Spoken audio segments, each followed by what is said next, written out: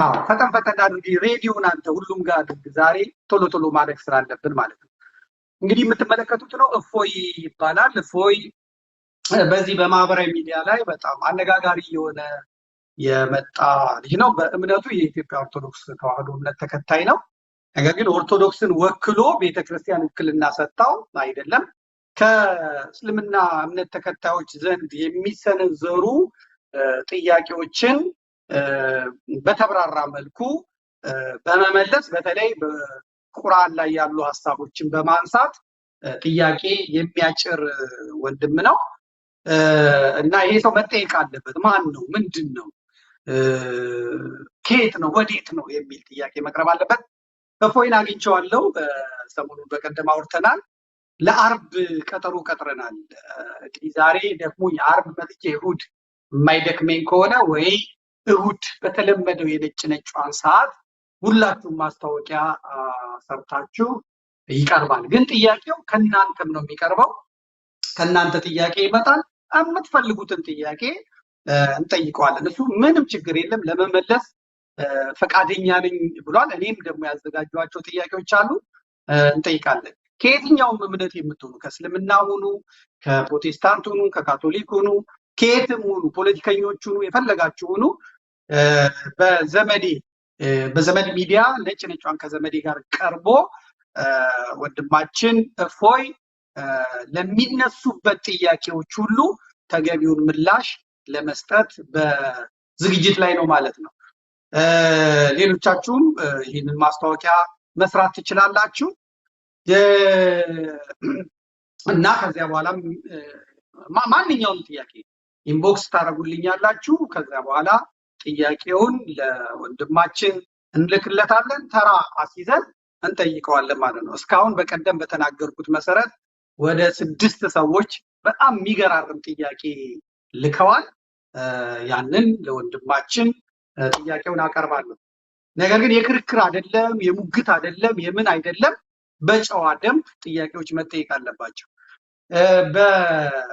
ባየሁት መሰረት ሁላችንም እንደተከታተልነው ከጥቂት ዓመታት በፊት በእስልምና አካባቢ ያሉ የኦሮሞ ዋሃቢ እስላሞች የሚያነሱት ጥያቄ ነበር። በተለይ ፕሮቴስታንቱም ካቶሊኩም እና ደግሞ የእስልምናውን ክፍል ጥያቄ አለን የሚሉት ኦርቶዶክስ ላይ እና የኦርቶዶክስ ቤተክርስቲያንን በጋራ ነው የሚያጠቋት፣ በጋራ ነው የሚጠይቋት፣ በጋራ ነው በጎቿን ለመቀራመት የሚፈልጉትና ምላሽ የለም ነበር። ጥቂት ጊዜ በጣም ጥያቄ ሲጠየቅ ምላሽ ሲሰጡ የነበሩት ለምን አልሰለምኩም ያዘጋጁት ፕሮፌሰር ነበሩ። እሳቸው እንግዲህ ካለፉ በኋላ በጣም ተተክቶ የሰራ የለም። ወንድም ምህረተአብ አሰፋ፣ ታሪኩ አበራ እንዲሁም ደግሞ አሁን ጴንጤ የሆነው ያሬድ የሚባል በፊት ዲያቆን የነበረ አሁን ፓስተር ሆኗል በጴንጤዎቹ። እነሱ ትንሽ ሞክረዋል። ነገር ግን ዘላቂ አልነበረም። ወቅታዊ ነው። ምላሽ የሚሰጠው እንደ እሳት አደጋ ነበር። እነ ዛኪር እነ ማንትሴ የሚባሉ ይጽፋሉ። እነ ምህረተአብ በአቅማቸው ለመመለስ ሞክረዋል። አለማየሁ ሞገስን የመሰለ በመጽሐፍ የተብራራ ነገር ያደረገ የለም። አለማየሁ ሞገስ በኢህአዴግ ጊዜ ስለነበረ በወቅቱ የነበሩት አብዱልመጂድ ሁሴን የሚባሉት የመንገድና ትራንስፖርት ሚኒስትር የነበሩት የሶማሌው ተወላጅ እሳቸው ፕሮፌሰርን አለማየሁ ሞገስን ለመክሰስ ሞከራው ነበረ። እሳቸው ደግሞ እኔ ስሜ ገሌ ነው፣ ቤቴ እዚህ ነው፣ የቤት ቁጥሬ እንዲህ ነው፣ ስልክ ቁጥሬ ይሄ ነው፣ እኔን የሚፈልገኝ ካለ መምጣት ይችላል ብለው ያኔ ጽፈው መልስ የሰጡ ናቸው።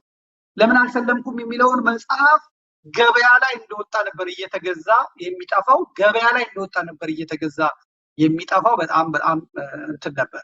ከዚያ በኋላ አባ ኪዳነ ማርያም የሚባሉ አባት ነበሩ። አባ ኪዳነ ማርያምም እንዲሁ ምላሽ ለመስጠት ሞክረዋል። ግን በቤተክርስቲያን ደረጃ አቋም ተወስዶ በጌታ ላይ፣ በስላሴ ላይ፣ በድንግል ማርያም ላይ፣ በመጽሐፍ ቅዱስ ላይ ለሚነሱ ከእስልምናው አካባቢ ለሚመጡ ጥያቄዎች ደፍሮ መልስ ለመስጠት የሞከረ ሰው አልነበር እና እንግዲህ ሊቃውንቱ ቢፈሩ፣ ሰንበት ትምህርት ቤት ተማሪዎች ቢፈሩ፣ መምህራኑ ቢፈሩ ወይም ባይፈቅድላቸው እግዚአብሔር ይህንን ልጅ አስነስቶታል ማለት ነው።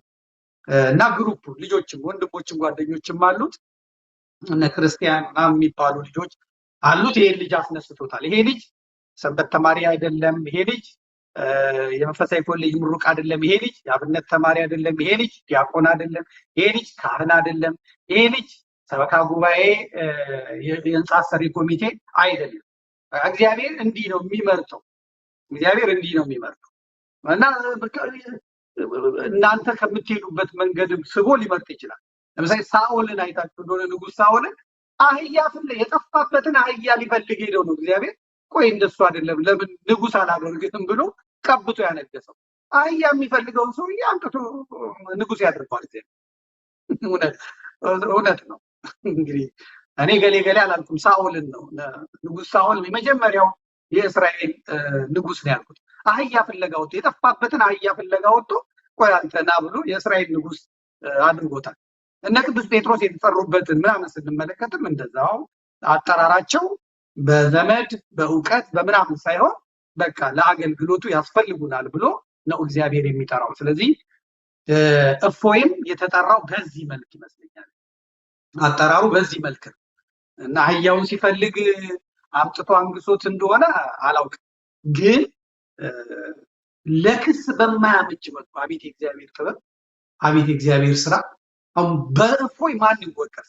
ሪስኩን የሚወስደው እፎይ ነው። የምትከብረው ግን ቤተክርስቲያን ናት። ተመልከቱ የእግዚአብሔር ስራ። የምትከብረው ቤተክርስቲያን ናት፣ ግን ሪስኩን የሚወስደው ሰማዕትነትን፣ ዋጋውን፣ መራብ፣ መጠማት፣ መሰደብ የወሰደው እሱ ነው። ይሄ ደግሞ ምርጫ ነው፣ በሰው አይሆንም። ይሄ ልጅ ይህንን ተከታታይ ጊዜ በዚህ ሁኔታ እነዚህ ግሩፖች ከጸኑ እግዚአብሔር የፈለገው ያሰበላቸው ነገር አለ ማለት። አሁን እኔ እንደሱ ልሁን ብል አልችልም። ብዙዎች አሁን ይመኛሉ እንደፎይ ለመሆን። ብዙዎች እንደፎይ ከሱም በላይ አቃለው ሊሉ የሚችሉ ሊኖሩ ይችላሉ። አረብኛውን የጠነቀቁ፣ ቁርአኑን የጠነቀቁ፣ ሐዲሳቱን የጠነቀቁ ሰዎች ሊኖሩ ይችላሉ። እንደፎይ መሆን ይፈልጋሉ። አልተመረጡም። የተመረጠው ለዚህ ጉዳይ እሱ ነው እና እነ እፎይ ከመጡ በኋላ እደግመዋለሁ፣ እነ እፎይ ከመጡ በኋላ በእስልምናው በኩል የሚነሱ ጽንፈኛ ጥያቄዎች፣ ቤተክርስቲያን ላይ ይፈሱ የነበሩ ጽንፈኛ ጥያቄዎች እግዚአብሔር በሚያውቀው ቀንሰዋል። እንከባበር የሚል መጥቷል። በእስልምና ደግሞ ክልክል ነው። በእስልምና መሟገት፣ በእስልምና ከክርስቲያኖች ከአይሁዶች ጋር መነጋገር፣ በእስልምና ቁርአንን አንስቶ ገልጦ ለክርክር ማቅረብ የተከለከለ ነው። ይህን ጥሰው ነው የመጡት እነዚህ ዋሃቢዮች ማለት ነው። ዋሃቢዮች ማለት ለእስልምና እንደኛ ፕሮቴስታንት እንደሆኑት ከኛ ተገንጥለው እንደወጡት እንደ ተሐድሶቹ ማለት ነው። ተሐድሶቹ ይሄ አያስፈልግም እንደሚሉት እነዚህም ጽንፈኞች እስልምና ውስጥ መጥተው ያ ተከባብሮ የኖረውን እስላም እንዲህ ያደረጉት ማለት ነው። ስለ እውነት አሁን ዛሬ እፎይ የሚነጋገራቸው ከራሱ አውጥቶ አይደለም የሚነጋገራቸው ቁርአናቸውን ገልጦ ነው።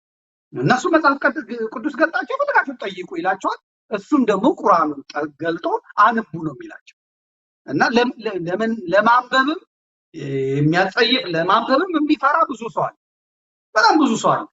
አሁን እፎይ ተሳዳቢ ነው ማለት አያስችልም። እፎይ አውጥታችሁ ስትፈልጉ በአረብኛ፣ ስትፈልጉ በእንግሊዝኛ፣ ስትፈልጉ በአማርኛ አንብቡት። ይሄ ምን ማለት ነው የሚላቸው። እነሱ መጥተው ዋሂድ የሚባሉ እነ ማንተስ የሚባሉ ሰዎች መጥተው ያረጉትን ታውቃላችሁ። ድርሳናት አልቀሯቸው፣ ገድል አልቀራቸው፣ ቅዳሴ አልቀራቸው።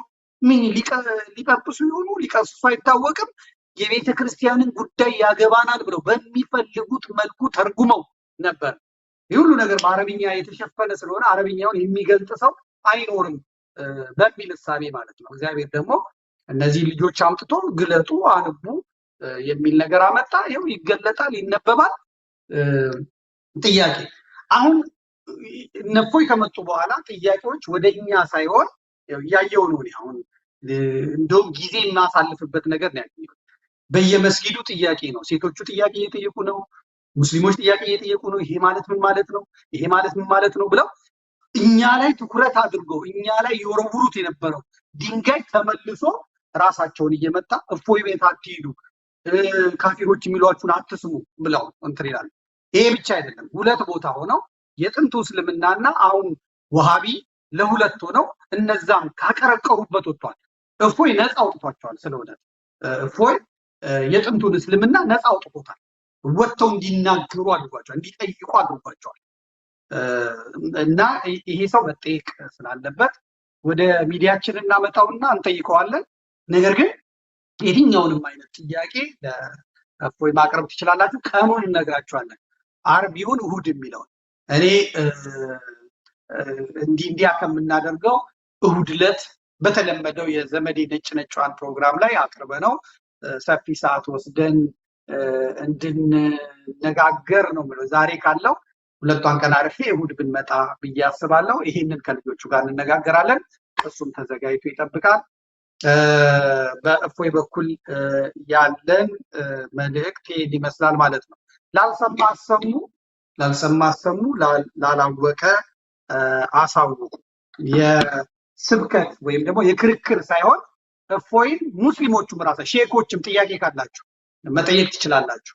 የቁርአን ክርክር ምናምን ሳይሆን ማነህ አንተ፣ ምንድነህ አንተ፣ ይሄ እንዴት አወቀ፣ ይሄ ምንድነው፣ የምትፈልጉትን ጥያቄ መጠየቅ ትችላላችሁ ማለት ነው። ያን ጥያቄ ነው ያቀርብለታለሁ። ሁላችሁም በዛ መልኩ መሳተፍ እንችላለን። መከባበሩ ግን በጣም ደስ ብሎኛል። የኢትዮጵያን ችግር የኢትዮጵያን እንትን የቤተክርስቲያን ችግር በዚህ መልኩ መቀረፉ ደስ ብሎኛል ማለት ነው። ከየት ነው እያያችሁን ያላችሁት? እሱን አድርጉና ወደ ዛሬው ጉዳያችን እንገባለን። ከየት ነው እያያችሁን ያላችሁት?